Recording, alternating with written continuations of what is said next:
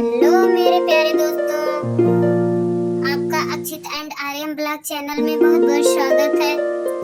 आप लोग हमारे इस चैनल को लाइक शेयर एवं सब्सक्राइब करिए, बेल आइकन को ऑन रखिए हमारी वीडियो सबसे पहले देखने के लिए। दोस्तों, हम आपके बाल निर्माण की कहानियों की कड़ी में लाख की चूड़ियां की कहानी सुनाए थे, जो कांता प्रसाद जी के द्वारा लिखी गई कहानी थी। उसके बाद हमने बस की यात्रा कहानी एक सुनाई है, जो कि हरिशंकर परसाई द्वारा लिखी गई है। आज की कहानी का शीर्षक है चिट्ठियों की अनूठी दुनिया। दोस्तों, इस कहानी के लेखक हैं अरविंद कुमार सिंह। दोस्तों, अरविंद कुमार सिंह द्वारा लिखी एक कहानी है, बहुत ही अच्छी है, बहुत ही इंटरेस्टिंग है। चिट्ठियों की अनूठी दुनिया इस कहानी का शीर्षक है। दोस्तों, कहानी में पत्रों की दुनिया भी अजीबोगरीब है और उसकी उपयोगिता हमेशा से बनी रही है। पत्र जो काम कर सकते हैं वह संचार की आधुनिकता साधन नहीं कर सकता। पत्र जैसा संतोष फोन एवं एमएस का संदेश कहाँ दे सकता है। पत्र एक नया सिलसिला शुरू करते हैं और राजनीति, साहित्य तथा कला के क्षेत्र में तमाम विवाद और नई घटनाओं की जड़ भी पत्र ही होते हैं। दुनिया का तमाम साहित्य पत्र पर केंद्रित है और मानव सभ्यता का विकास में इन पत्रों में अनूठी भूमिका निभाई है। पत्रों का भाव सब जगह एक सा है, भले ही उसका नाम अलग अलग हो। पत्र को उर्दू में खत, संस्कृत में पत्र, कन्नड़ में कागज, तेलुगु में उत्तरम जाबू और लेख तथा तमिल में कड़िद कहा जाता है। पत्र यादों को सहेज कर रखते हैं, इनमें किसी को कोई संदेह नहीं है। हर एक की अपनी पत्र लेखन कला है और हर एक के पत्रों का अपना दायरा। दुनिया भर में रोज करोड़ों पत्र एक दूसरे को तलाशते तमाम ठिकानों पर पहुंचाते हैं। भारत में ही रोज 4.5 करोड़ चिट्ठियां डाक में डाली जाती हैं, जो साबित करती हैं कि पत्र कितनी अहमियत रखते हैं। पंडित जवाहरलाल नेहरू ने सन 1953 ईस्वी में सही कहा था कि हजारों सालों तक संचार का साधन केवल हरकारे या फिर तेज घोड़े होते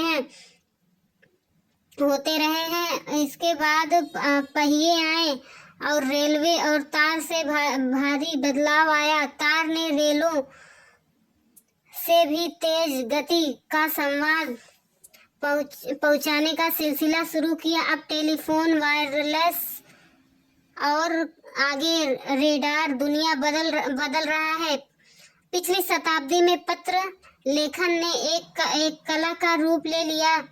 डाक व्यवस्था के सुधार के साथ पत्र को सही दिशा देने के लिए विशेष प्रयास किए गए हैं। पत्र संस्कृति विकसित करने के लिए स्कूल पाठ्यक्रमों में पत्र लेखन का विषय भी शामिल किया गया।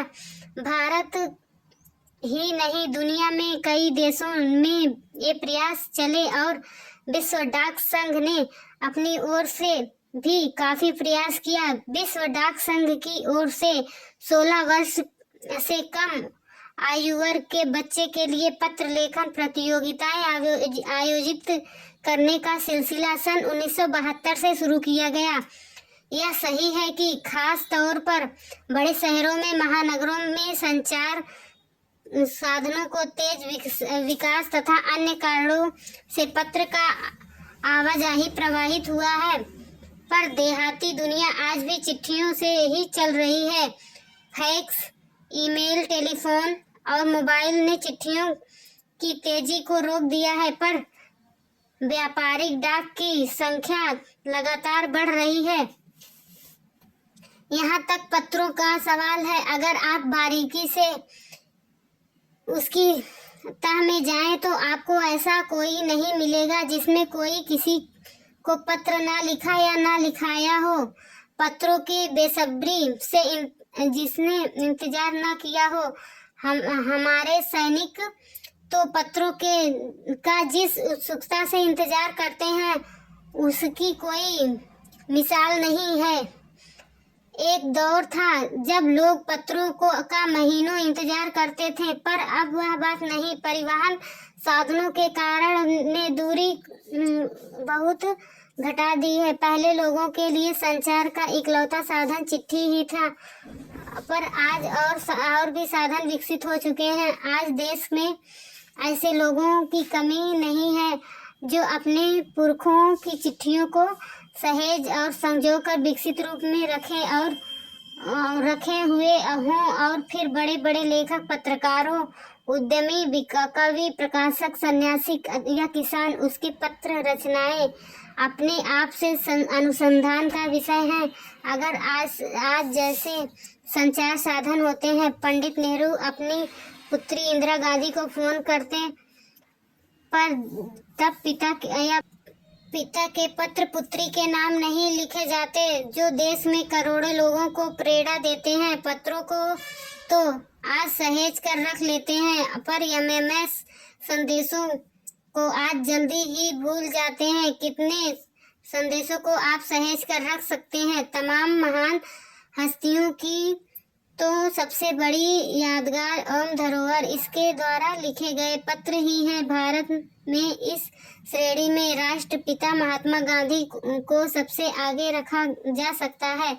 दुनिया में तमाम संग्रहालय जानी जाती हस्तियों के पत्रों का अनूठा संकलन भी है। तमाम पत्र देश, काल और समाज को जानने समझने का असली पैमाना है। भारत में आज़ादी के पहले महासंग्राम के दिनों में जो कुछ अंग्रेज अफसरों ने अपने परिजनों को पत्र में लिखे, वे आगे चलकर बहुत महत्व की पुस्तक तक बन गए हैं। इन पत्रों ने साबित किया है कि यह संग्राम कितनी जमीनी मजबूती लिए हुए था। महात्मा गांधी के पास दुनिया भर में तमाम पत्र केवल महात्मा गांधी इंडिया लिख जाते थे और वे जहाँ भी रहते थे वहाँ तक पहुँच जाते थे। आज़ादी के आंदोलन की कई अन्य दिग्गज हस्तियों के साथ ऐसा ही था। महात्मा गांधी के पास दुनिया के सबसे बड़ी संख्या में पत्र पहुँचते थे, पर पत्रों का जवाब देने के मामले में उनका कोई जोड़ नहीं था। कहा जाता है कि जैसे ही उन्हें पत्र मिलता था उसी समय वे उसका जवाब भी लिख देते थे। अपने हाथों से ही ज्यादातर पत्रों का जवाब देते थे। जब लिखते लिखते उनका दाहिना हाथ दर्द करने लगता तो वे बाएं हाथ से लिखने में जुट जाते। महात्मा गांधी ही नहीं, आंदोलन के तमाम नायकों के पत्र गांव-गांव में मिल जाते हैं। पत्र भेजने वाले लोग उन पत्रों को किसी प्रशस्ति पत्र से कम नहीं मानते हैं और कई लोगों ने तो इन पत्रों को फ्रेम कराकर रख लिया है। यह है पत्रों का जादू। यही नहीं, पत्रों के आधार पर ही कई भाषाओं के जाने कितनी किताबें लिखी जा चुकी हैं। वास्तव में पत्र किसी दस्तावेज से कम नहीं है।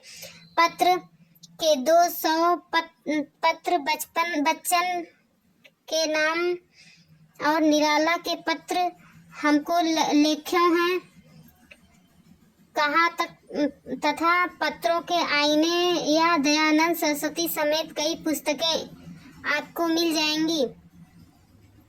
कहा जाता है कि प्रेमचंद खास तौर पर नए लेखक को बहुत प्रेरक जवाब देते थे तथा पत्रों के जवाब में वे बहुत मुस्तैद रहते थे।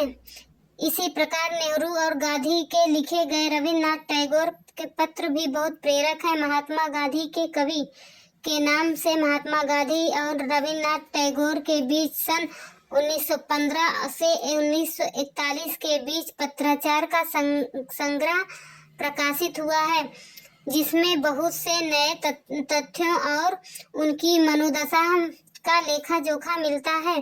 पत्र व्यवहार की परंपरा भारत में बहुत पुरानी है, पर इसका असली विकास आज़ादी के बाद ही हुआ। तमाम सरकारी विभागों की तुलना में सबसे ज़्यादा गुडविल डाक विभाग की है। इसकी एक खास वजह यह थी कि यह लोगों को जोड़ने का काम करता था। घर घर तक इसकी पहुंच है। संचार के तमाम उन्नत साधनों के बाद भी चिट्ठी पत्रों की हैसियत बरकरार है। शहरी इलाकों में आलीशान हवेलियां हो या फिर झोपड़पट्टी में रह रहे लोग, दुर्गम जंगलों में घिरे गांव में या फिर बर्फबारी के बीच जी रहे पहाड़ों के लोग, समुद्र तट पर रह रहे मछुआरों के या फिर रेगिस्तान या ढालियों में रह रहे लोग, आज भी खतों का ही सबसे अधिक बेसब्री से इंतजार होता है। एक दो नहीं, करोड़ों लोग खतों और अन्य सेवाओं के लिए रोज भारतीय डाकघरों के दरवाजे तक पहुंचते हैं। इसकी बहुत आयामी भूमिका नजर आ रही है। दूर देहात में लाखों गरीब घरों में चूल्हे मनी ऑर्डर अर्थव्यवस्था से ही जलते हैं। गांव में गरीब बस्तियों में चिट्ठी या मनी ऑर्डर लेकर पहुंचाने वाला डाकिया देवदूत के रूप में देखा जा सकता है। तो इस कहानी में आपको बहुत ही इंटरेस्टिंग बहुत कुछ मिला होगा। कहानी मतलब पहले के समय में बहुत ज़्यादा काम आया था। आज़ादी की लड़ाई के समय लोगों के पास फोन या कोई भी प्रचार की सुविधा नहीं थी, तो भारतीय लोग आपस में पत्रों के माध्यम से ही एक दूसरे से जुड़ पाते थे। और आज के समय में भी पत्र सैनिकों के लिए बहुत ही आवश्यक है, क्योंकि सैनिकों के पास मोबाइल फ़ोन या नेटवर्क की कोई प्रॉब्लम होती है, ज़्यादातर प्रॉब्लम ही रहती है हमेशा, तो इसलिए उनको पत्र से ही अपने बातचीत कर सकते हैं। और आज के समय में सरकारी काम भी मतलब पत्रों के द्वारा भी होता है। मतलब कई काम पत्रों के माध्यम से कर सकते हैं। तो आप लोग को पत्र लिखना बहुत ज़रूरी आना चाहिए, और पत्रों के माध्यम से आप लोग एक कहानी एक दूसरे से जुड़ सकते हैं। आशा है दोस्तों आप लोगों को ये कहानी बहुत पसंद आई होगी। अगर हमारी कहानी पसंद आई हो तो इस कहानी को लाइक शेयर एवं सब्सक्राइब करिए, बेल आइकन को ऑन रखिए। दोस्तों हमारे इस चैनल को सब्सक्राइब कर लीजिए, बेल आइकन को ऑन रखिए, ताकि हम कोई भी वीडियो अपलोड करें आपको तुरंत मिल जाए। हमारे इस चैनल को शेयर करिए, हमारा परिवार बढ़ाइए। Thanks for watching this video. मिलते हैं अगले वीडियो में। धन्यवाद।